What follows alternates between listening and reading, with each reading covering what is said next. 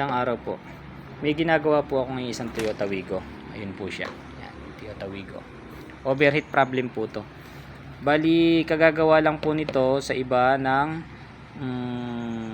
kalilinis lang po ng radiator, kapapalit lang ng oil cooler ng transmission, kasi ang issue po, naghalo po yung coolant at saka ATF.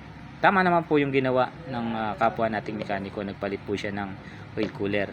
Then pinalinis na rin po niya yung radiator, tama din po yun. Plinashing na po nila yung transmission, tama po yun.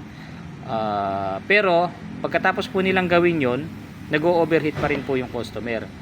Kaya naisipan po niyang magpa-konsulta dito sa atin, sa munting talyer natin. Nakita ko po na ito ang naging problema. Pero bago ko po ito buksan, kasi nga sabi nila bagong palit din yan, so hindi ko pinaghinalaan. Tinignan ko po yung water pump, okay naman. Tinignan ko po yung radiator, okay naman ang pagkakalinis. Tinignan ko yung oil cooler niya, okay naman din ang pagkakagawa, wala namang problema. Tinignan ko yung mga bypass hoses po niya, yung mga bypass tube, okay din po. Napaisip ako dito sa thermostat, binaklas ko. Nagulat ako, ayan, mas malaki po yung ikinabit nila, mas mahaba. Ito po yung stock. Wala po siyang puwit.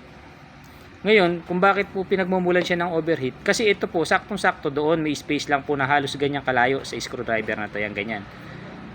Yung room po nung lalagyanan ng thermostat, ganyan lang po halos. Sakto lang po siya, pag bumukas po siya, itong likod na to, atras po rito. Samantala ngayon, yung pinalit po nila, mas mahaba, kahit gustuhin man bumukas ni thermostat, hindi na po siya makakabukas kasi nakatukod na po ito dun sa likod ng housing ng thermostat, sa loob ng head ng makina, yung kabitan po ng thermostat. Ayun lang po, ang naging dahilan po, nagpalit lang po ng maling pyesa.